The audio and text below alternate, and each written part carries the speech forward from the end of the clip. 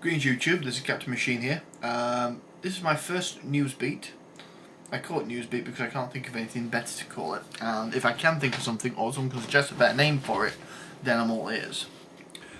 But the object, as I said in one of my brief posts, is that I want to take a topic or conversation or a news item from the week and turn it into a plot hook. Or several plot hooks. Now, as I mentioned in my previous video, people have been doing this for quite some time now, with varying degrees of success. It requires a certain amount of creativity to get away with it, but I wouldn't say it is a particularly large amount of creativity, so most people can manage it, in my honest opinion. Now, the choice of two topics was either this or I talk about England as a visual source book, and the only two responses I got, was it 2 or 3? Either way, I was quite disappointed with the amount of replies I got, but I've come to realise that I have out of all the people, the subscribers, the watchers and the well-wishers, out of that, I have a very low percentage are actually vocal about anything. Which is not a problem. I appreciate the fact that all you guys are watching, the fact that you're subscribing and you are watching video after video after video implies I have something good to say. I don't know what it is, but I have something good to say. So, topic of this week. Zimbabwe. Now, for those of you who are in the know, or not as the case may be, Zimbabwe has been a topic of conversation for quite some time now, ever since Mugabe, who is the man that's in charge, has pretty much run the country into the ground. Bang. First of all, he took all the white farmers and basically effectively just kicked them off the land because he wanted to give the land back to the blacks, which is not a problem whatsoever. I have no issues with that. In fact, neither did the farmers. The farmers just merely wanted compensation for what they had done, and he refused to give it, and got to the point where there were gangs, which at no point can be ever proved that Mugabe ever sent them, were terrorising these farmers to the point where they left. Since then, there have been several reported cases of either the farms, after the farmers have left, going empty or being given to members of the cabinet that Mugabe has, as opposed to the people who promised it to. People could say that that was pretty much the first step in what is currently the current crisis there. The next was the election that followed soon afterwards, where he won, I think it was like 98% of the vote, which is ridiculous, really. There's never been a recorded landslide like that in history, and the fact that he thought he could get away with it is amazing. Well, no, actually no. The fact that he got away with it was amazing because people went, oh, you can't do that, but did anyone stop him? No. So when it comes to the next election, which is the one we're at this year, right, well, first of all, no vote rigging that we can prove.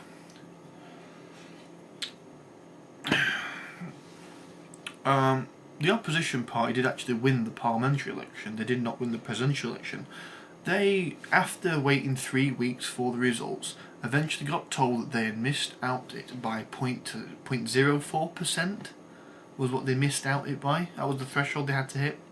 So Mugabe told them, he's the guy in charge by the way, that they had to do a recount, or what's it called? A runoff, that was it, a runoff. Which is basically do the whole thing all over again.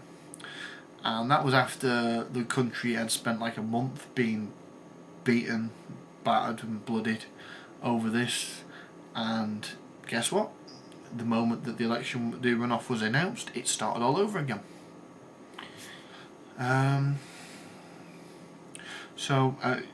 If you are from Zimbabwe or you know someone from Zimbabwe, I truly feel for you. I really do. It's not, the problem is not the Mugabe. It really isn't. Mugabe's just one man. One man can't do all this. The problem is the rest of the world's refusal to do something about it. But I'm getting ranty now, and we're going to go back on topic. How can you use this? Well, the interesting thing about Zimbabwe is the fact it's a dictatorship, although it's following a very popular trend at the moment of pretending to be a democracy. Now, democracies are a very, very new invention when it comes to human history. They've only been around, since... I don't know if it was the Americans who invented it, or it was before that time. but it's not been around for long. We're talking a couple hundred years at best, and that's out of the thousands upon thousands of years of history the human race has. And as such, most fantasy games, which are kind of set in the medieval era, would never have got round to that stage in social development. So you've got fiefdoms, kingdoms, and, well, tyrannies. So it's very hard to use this in a D&D setting, or any fantasy setting for that matter. But it has several applications. For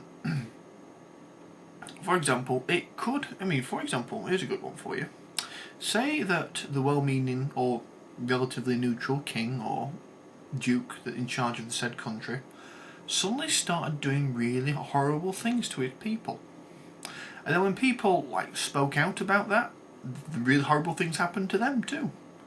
Effectively what you've got is a ruler who has shifted alignment overnight, well not overnight but over a gradual period of time, and has replaced all of the people around him with people who have a similar mindset to his new being. I mean, is this person cursed? Is he controlled by an outside force? Is he a doppelganger? That's a nice popular one. Has he sacrificed his soul to gain power, or immortality, or fame, even? So yeah, I mean that's a really good way of using that piece of evidence. I mean, just look at the track record of what's been happening in Zimbabwe the last 8 years, and just tweak it slightly and put it into your campaign setting, and have that progressively happen over time, and see what happens. See how the PCs react to it.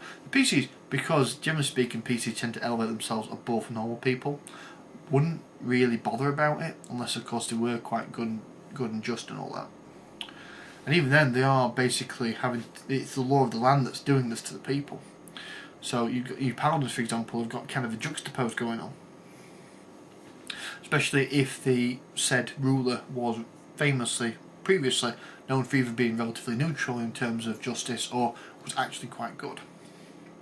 When it comes to more modern or science fiction settings, like Traveller, Battletech, or even World of Darkness, you're looking at, how to use this particular issue in that context is that maybe the characters are mercenaries. This is quite a popular one for a modern or futuristic setting.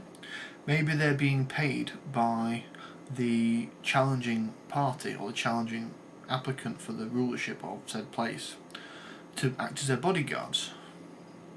The trick, of course, is not to overreact, because any sort of overreaction will be seen as a form of some kind of tyranny and would effectively kill the chance of that person getting elected in an election if the media took wind of it and spin it in a certain direction. The opposite can be true for a ruling party or ruling people who, again, hire mercenaries to actually do horrible things to the other party, because ultimately that other party are made up of some really nasty individuals, although they don't show it on their public face, privately, they may be very, very nasty people, or maybe run by very nasty people. Imagine an election in a part of Africa in Shadowrun, for example, and the guy behind the person that wanted to take over was actually a vampire. I had very, very nasty plans in mind for the country when his puppet, his thrall, whatever, won the election. I mean, you are effectively attacking a candidate for a democracy. Is that morally just? So there's a lot to play with that. So I'm going to leave you with that. Hope I didn't rant too much. Hope I didn't lose too many subscribers for my opinions, because I did kind of creep in there, unfortunately.